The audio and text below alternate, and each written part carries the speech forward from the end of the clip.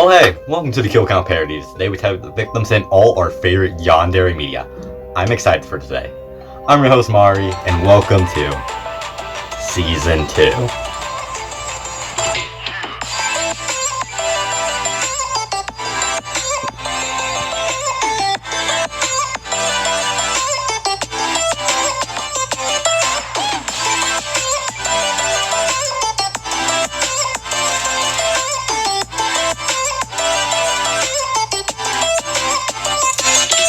They were checking out Yandere Moth recordings, released in January 19th of this year, and finished on April 7th of this year, obviously.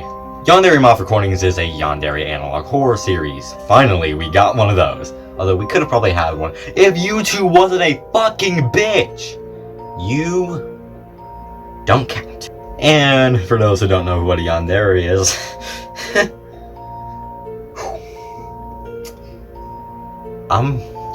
I'm fighting urges not to spend like 10 hours here explaining what a Yandere is.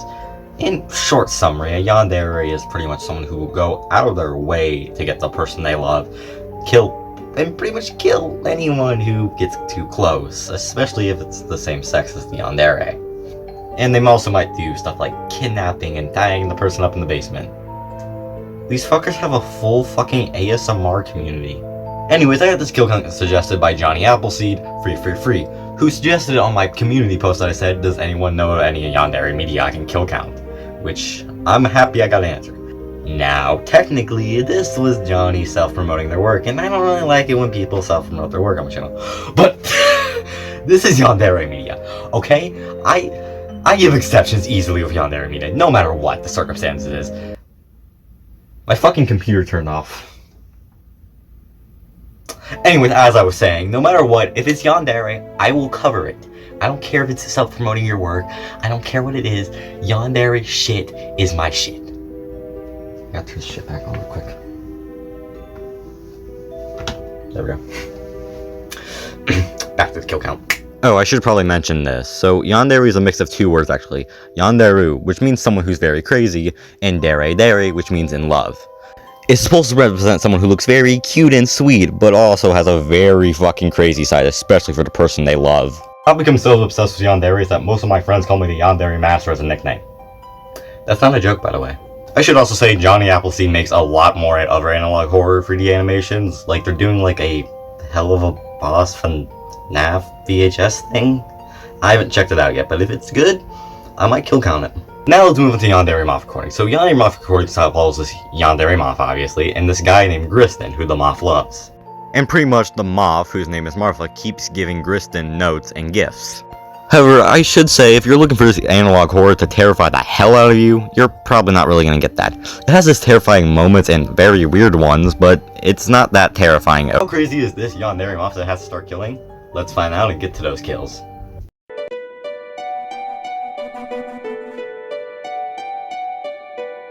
The series begins with Gristin telling us about all the media he's found about this Yandere Moth who has been stalking him. Text shows up saying at night, Gristin kept hearing noises at his door at night, which happened in 4 in the morning. So is it at night or in the morning? We then get to hear the knocking from the Moth Martha and is telling Gristin to let her in. And look, she was nice enough to slide a little letter under the door, that's something. And apparently Gristin is very spooked by this, especially the fact that the Moth knows his name. We then get a better shot note saying pretty much, please let me in, Gristin. I love you. Let me in. And Martha got Gristin a gift. Aw, that's nice. I wonder what it is. Probably like a box of chocolates or, I don't know, a love letter or something. Martha slides another note on the door and it says, please let me in over and over again, and something at the bottom. Gristin was very shaken up by that second note and decides that he should go confront the Yandere stalker. However, the Moth's not there anymore, apparently. I don't know why she left, but she did leave at least a little heart gift. Apparently, somehow Gristin's old sweater from 3 weeks ago that he lost was somehow able to fit in that. I don't know how. Oh, and also a squished heart, and it makes it very clear that it's the real thing. Seeing the heart, Gristin obviously fucking puked. Also, apparently Gristin's sweater was covered in blood. No fucking shit, Gristin, there's blood. There was a heart in there. You didn't get to see both the gifts and Gristin, yeah, that is way too much blood from one heart. Gristin, I'm sorry what I said earlier. Oh, and we also get to add this heart to count. Come on, Martha, if you want Gristin to fall for you, you have to give him your heart, not someone else's. Griston also has some more footage, and he tells us just to watch it. Okay, what is it? The footage shows what I can only assume is Griston's room, and we can also see something in the window, and it's the Moth. What is the Moth doing to him? So Griston's pretty concerned about this Moth just getting into his house. And newsflash, Martha sent Griston a photo. And the photo looks to be Griston sleeping. That's not creepy at all. The next day begins with Griston telling us that the knocking keeps continuing at night. However, he left the camera on his table and caught this. Please let me in, darling. Why did you throw away my gift? The knocking kept continuing, however, apparently there was another gift by Griston's door. And also a letter that I can't fucking read it because it's way too blurry to see. Anyways, let's see what this gift is. It's gotta be a box of chocolates this time, I mean, right? Oh my god, it's a head! So I guess this head goes on the count. So after seeing this literal rotting head, as well as apparently a photo Griston got as well, he decides to take his stuff all to the police. You get to see this letter covered in blood that Griston got saying, "Don't ever try cheating on me, darling." Griston's been paranoid about this whole stalking thing, and guess who he saw at his job today? Drumroll, please. It's Martha! And pretty much every time Griston goes out of his house, Martha is always there watching him. One last thing Griston has to show us is the fact that he's getting some strange text from an unknown number, most likely being Martha. And this is way too fucking blurry to read. I can only read about like 3 text messages and a bit of one. The first word here looks like and I think everything else is just like something along the lines of like, who is this? This one says, please don't be so silly. I would bet all the money in the world that that says what right there. This says, darling, please let me in. It says, I miss you so much. What? I was actually able to get this one pretty well. It says, just wanted you to understand how much I care about you, Griston. Tape 3 begins a week later, and hey, the knocking has stopped! Finally, yay! And Griston also hasn't been receiving any human remains. That's good, and hasn't really been seeing the Moth that often, so that's good. But he did find some USB stick on his doormat. Oh no.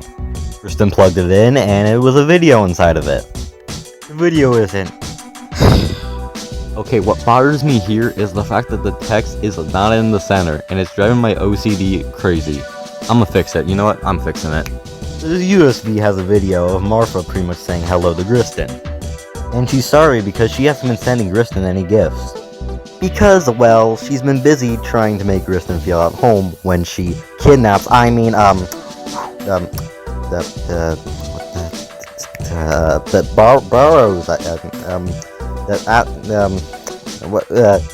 she just wants to be with him forever, okay? She's kidnapping him. After the video, Griston threw the USB away because, you know, I mean, why wouldn't you? We got to the, living room, I guess, of Griston's house, and we can see Martha standing in the window. Apparently the UBS thing returned, I don't know what... Oh, wait, he's talking about Martha. Dang, he really called Martha an it. Dang. Apparently someone suggested to Griston that he should use mothballs to keep Martha away.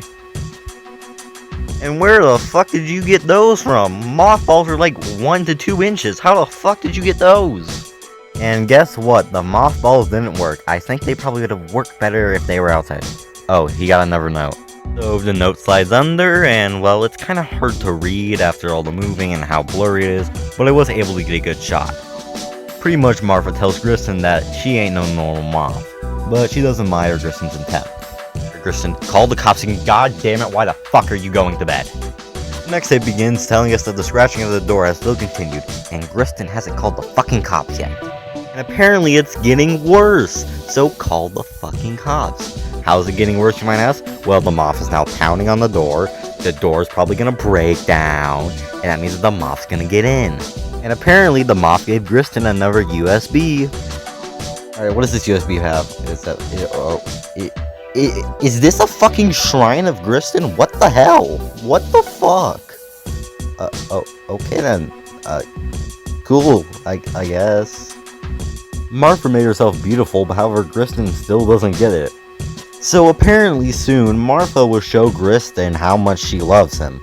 Yeah, Griston, you better start fucking running or call the cops, or one of the two, or something like that. You fucking better. So Griston's pretty scared about this, but it gets worse apparently. How worse? I don't know, let's find out.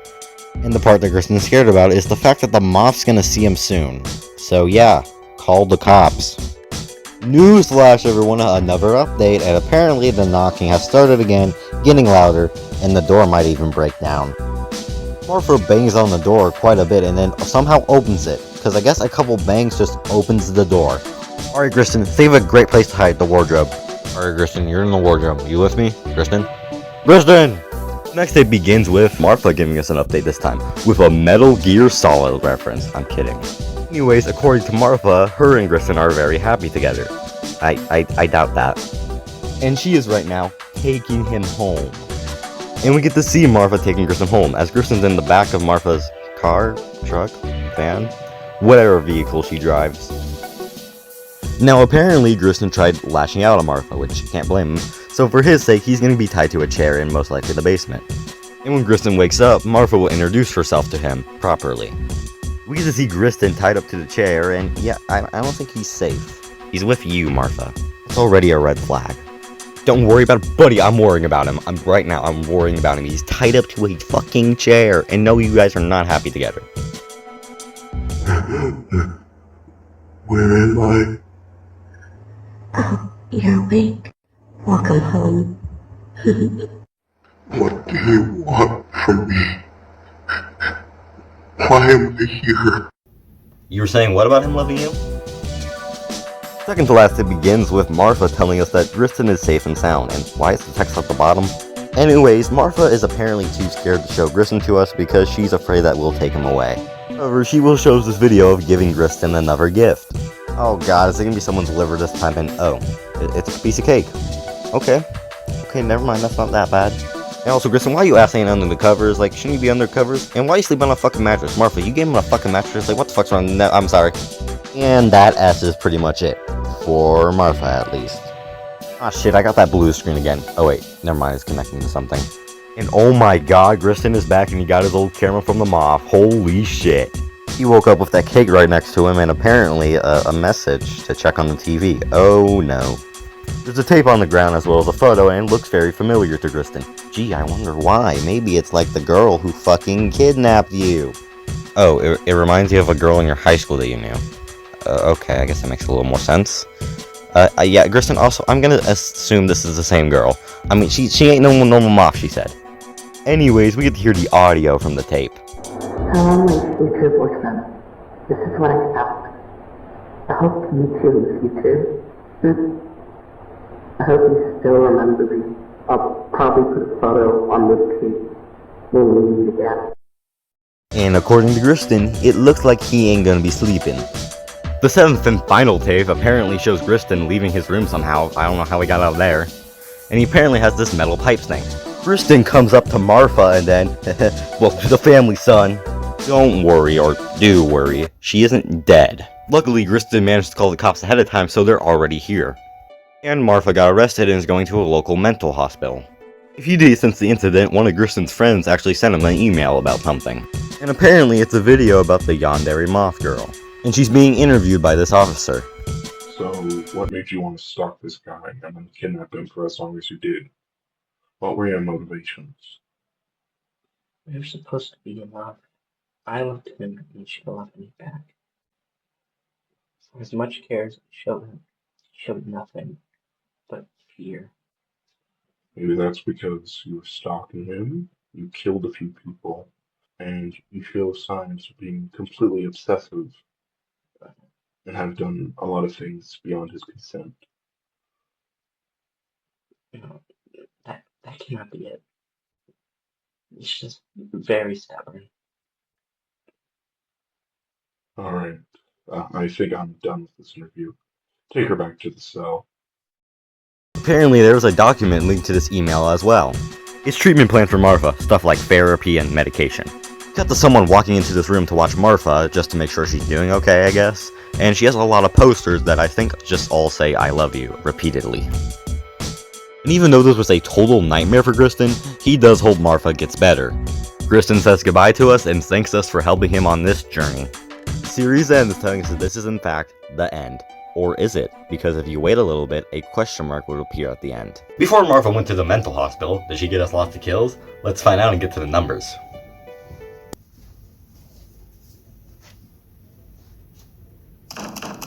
Huh? There's a letter here now. Yeah, I'm gonna just leave that.